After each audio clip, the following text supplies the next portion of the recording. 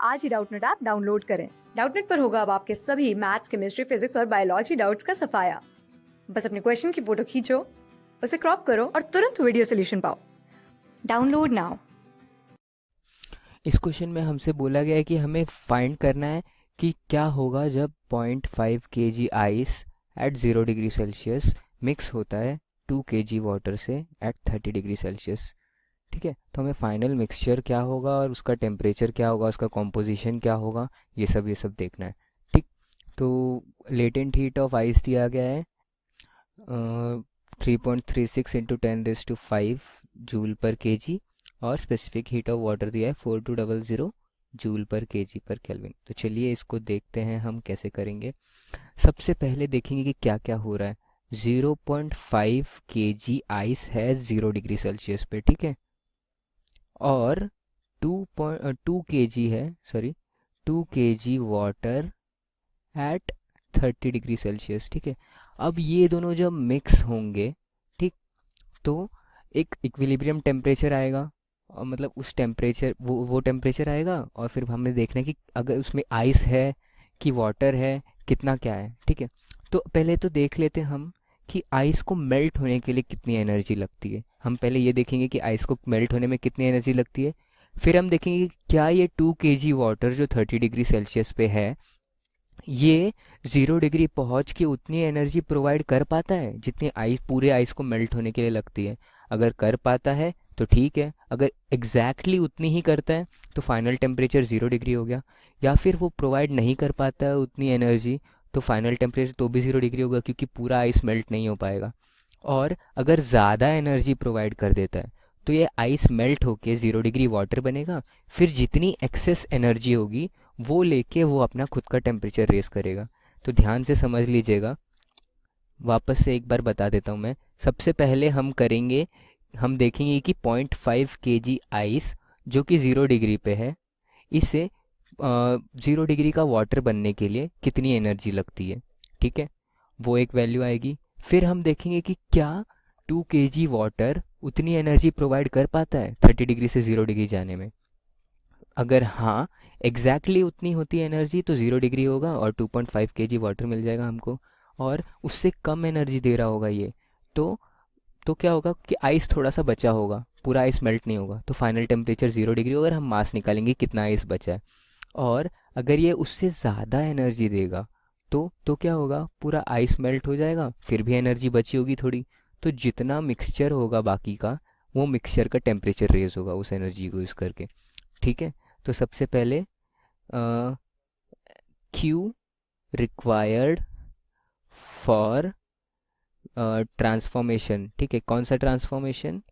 Transformation 0 degree ice से 0 degree water, और कितना है 0.5 केजी। ठीक, 0.5 केजी। तो हम देखते कि क्यू कितना लगेगा, तो वो हो जाएगा ml। ठीक है, इतनी एनर्जी रिक्वायर्ड है। ठीक है, एनर्जी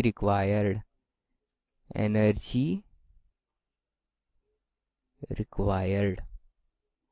तो मास तो है 0.5 केजी, और एल की वैल्यू दी गई है 3.36 इंटू 10⁵ केजी और joule per KG. 3.36 into 10⁵ joule per KG, और केजी कैंसिल तो सिर्फ जूल बचेगा, तो it will be 1.68 into 10⁵ joules. ठीक है, इतनी एनर्जी लगेगी आइस को मेल्ट होने में। अब सेकेंड केस में हम देखेंगे कि वाटर, ठीक है, 2 KG water from 30 degree Celsius से 2 KG water at 0 degree Celsius, इसमें जाने में कितनी एनर्जी लगती है। ठीक है, कितनी हीट एनर्जी ये रिलीज करेगा। ठीक है, तो एनर्जी रिलीज्ड ये क्या हो जाएगी, एम एस डेल्टा टी। तो मास तो 2 केजी है, और एस की वैल्यू हमें दी गई है 4200 इंटू डेल्टा टी 30 - 0। ठीक, इसको कैलकुलेट करेंगे आप, तो आपको वैल्यू आ जाएगी 2.52 इंटू 10⁵ जूल्स। ठीक है, अब देखिए, आइस को मेल्ट होने के लिए कितनी एनर्जी चाहिए, मैं इसको हाईलाइट कर देता हूँ। आइस को मेल्ट होने के लिए इतनी एनर्जी चाहिए 1.68 इंटू 10⁵ जूल। और जो 2 kg वाटर है वो 30 डिग्री से 0 डिग्री जाने में कितनी एनर्जी दे रहा है, 2.52 इंटू 10⁵। ठीक है, तो ऑफकोर्स जो वाटर एनर्जी दे रहा है वो पूरे आइस को मेल्ट होने के लिए जितनी एनर्जी चाहिए उससे ज़्यादा है। ठीक है, तो यहाँ हम इस इक्वेशन एक इक्वेशन लिख देंगे। क्या होगा, फाइनली क्या बचता है हमारे पास। ठीक है, फाइनली क्या बचा हमारे पास, ये क्या हो गया, ये ट्रांसफॉर्म होके क्या बन गया अपने पास, 0.5 kg से 0.5 kg water at 0 degree Celsius. First transformation में हमें ये मिला 0.5 kg water at 0 degree Celsius.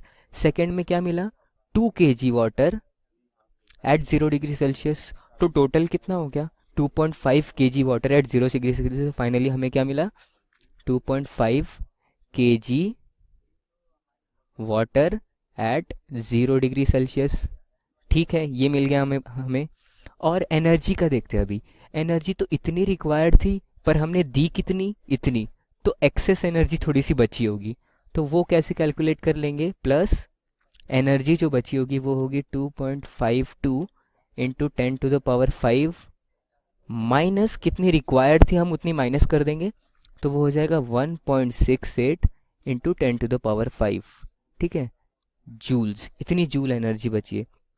तो 2.5 kg water at 0 degree Celsius plus इसको वैल्यू आप निकालेंगे तो 0.86 इंटू 10⁵ जूल।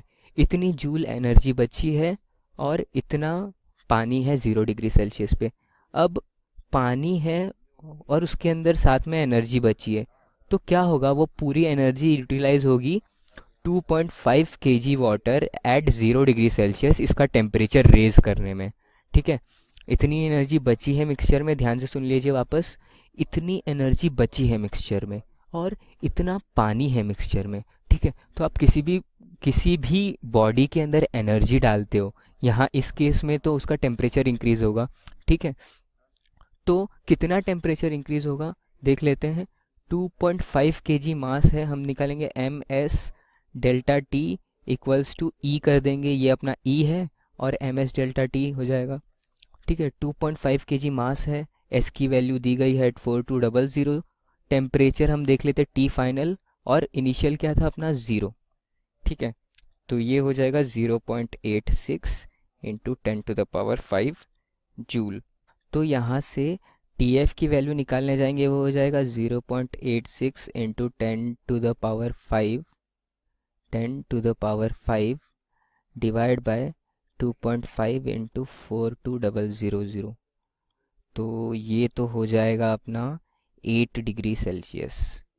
ठीक है, तो फाइनल टेम्परेचर जो होगा मिक्सचर का वो 8 डिग्री सेल्सियस होगा।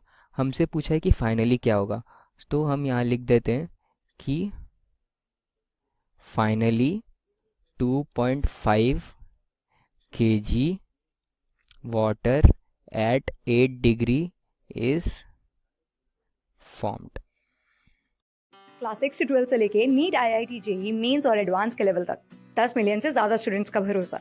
आज ही डाउनलोड करें डाउटनट ऐप या व्हाट्सएप कीजिए अपने डाउट्स 8400 400 400 पर।